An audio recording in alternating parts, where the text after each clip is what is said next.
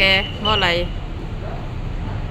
Sekarang kan momen pilkada, pilkada daerah-daerah terkait dengan wacana kota kosong menurut kata Ismail Aso sebagai wakil kesehatan MRT, kira-kira seperti apa? Ya, Assalamualaikum warahmatullahi wabarakatuh. Eh, saya dengan Ustadz Ismail Aso, anggota Majelis Rakyat Papua, Provinsi Papua Pegunungan ya. Iya, siap. Saya menyikapi tentang terkait dengan adanya wacana kota kosong. Itu hal yang wajar dan bukan sesuatu yang tidak mungkin. Memang itu sedang terjadi. Misalnya pada masa lalu di Kabupaten Jayapura itu Bupati John Richard Banua itu pernah memborong seluruh rekomendasi partai politik. Beliau tidak ada lawan, jadi lawannya kota kosong. Nah, saya dengar akhir ini di Provinsi Papua Induk juga mungkin seluruh partai politik yang ada itu ada arahan mungkin 01 RI, sehingga kita punya kakak Pak Matius Fakhiri, beliau seorang tokoh muslim juga sekaligus sebagai Kapolda saat ini aktif, juga mendapatkan dukungan seluruh partai politik dan hal itu akan terjadi sehingga tidak menyisakan ruang demokrasi kompetitor misalnya calon-calon lain untuk kemudian bisa menjadi berkompetisi untuk maju. Nah, itu sedang tidak ada. Nah, inilah yang kemudian menjadi sorotan, menjadi wacana publik untuk mengurangi beberapa tokoh agama di Papua kemarin itu sudah takut terjadinya gesekan sosial. Itu dikhawatirkan, tapi menurut saya kekhawatiran itu terlalu berlebihan juga. Karena apa? Karena sesungguhnya itu menjadi sesuatu yang wajar kalau kemudian calon-calon lain, paslon-paslon lain itu tidak mendapatkan rekomendasi. Itu menyangkut 3 hal. Pertama, dana untuk belanja partai. Yang kedua, representasi ketokohan seorang calon pemimpin itu sendiri. Itu partai juga melihat karena partai ini punya cabang semuanya ada di Papua, sehingga kader-kader partai itu tidak muncul. Ini juga merupakan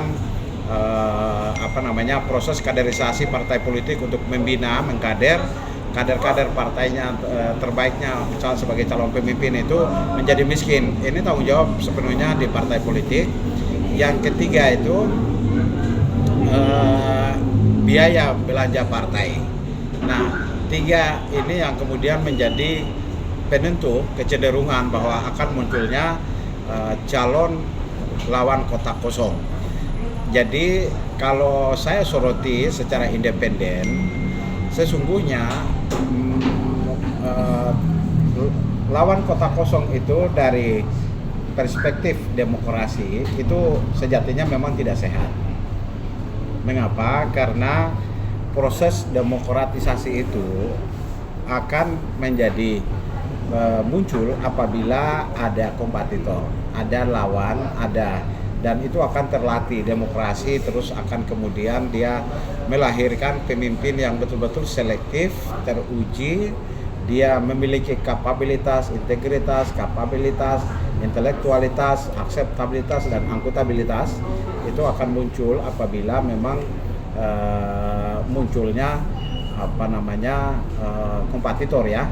Tapi jika kemudian itu tidak terjadi, maka lawan kota kosong itu yang kemudian hari ini akan dikhawatirkan munculnya tokoh yang sifatnya sentralistik, yang kemudian sulit tidak bisa didikte, dan itu juga berdampak pada gesekan sosial, gesekan ketidakamanan, ketidaknyamanan sebuah wilayah. Dan kita tahu bahwa Papua menjadi daerah konflik.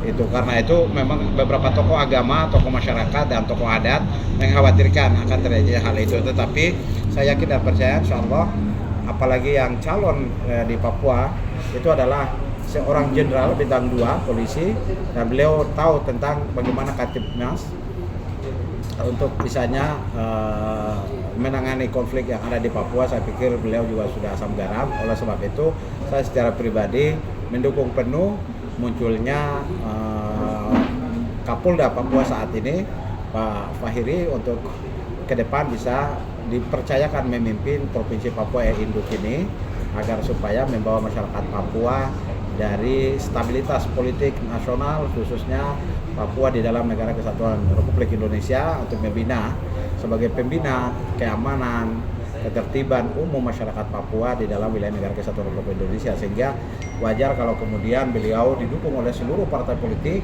oleh seluruh tokoh-tokoh nasional untuk beliau memimpin Provinsi Papua. Kita percaya dan kita yakini bahwa beliau akan sanggup membawa Papua dalam perubahan, demokrasi, pembangunan. Yang paling penting di Papua, pembangunan itu adalah keamanan.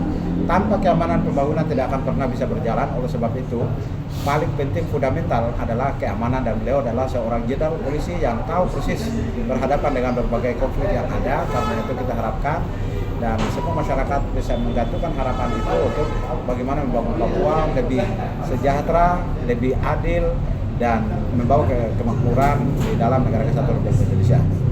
Terus ini Pak, terkait